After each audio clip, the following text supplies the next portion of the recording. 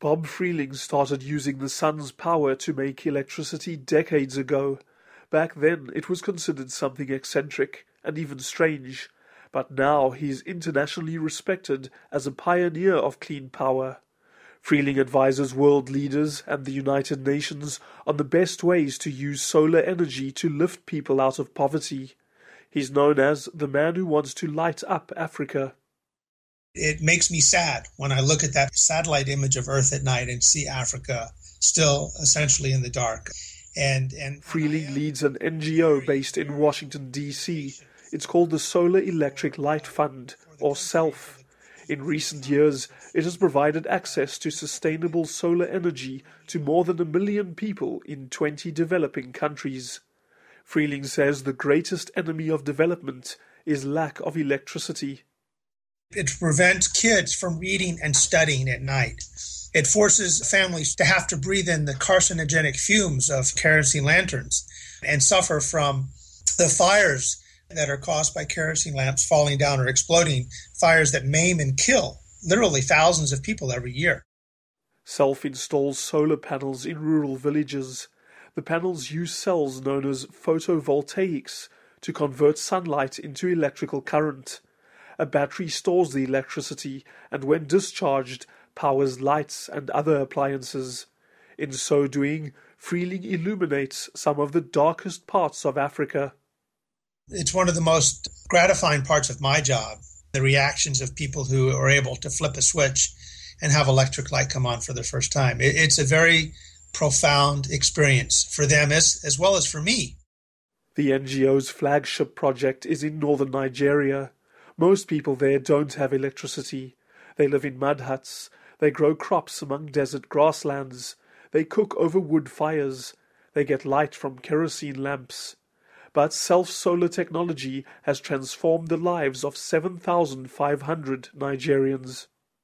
We electrified 3 villages in the northern state of Jigawa, and in each of the villages provided power for a number of homes, the school, the health clinic, the mosque, water pumping system, street lighting, and even a micro-enterprise center that would power a number of small businesses in the village. Freeling says a photovoltaic system to electrify a whole village can cost thousands of dollars. He acknowledges this is a lot of money, but says in the long run it's much cheaper than continually buying fuel and expensive parts for diesel generators.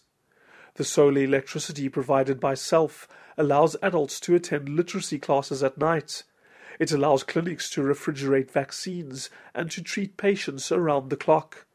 Freeling says it even prevents people from joining extremist groups such as Boko Haram in Nigeria. I think that one of the greatest antidotes to this kind of terrorism is to make life better for people. And when you address basic needs, you're helping to create a world that's going to work for everybody. Another SELF project is in the arid Besasi and Dunkasa regions of northern Benin. Freeling first visited them in 2007. Essentially no food was grown, diets were very restricted, malnutrition was widespread. You'd often see these kids with a distended belly, a telltale sign of kwashiorkor, a form of malnutrition. Self-installed solar-powered drip irrigation systems to revolutionize agriculture in the villages of Benin.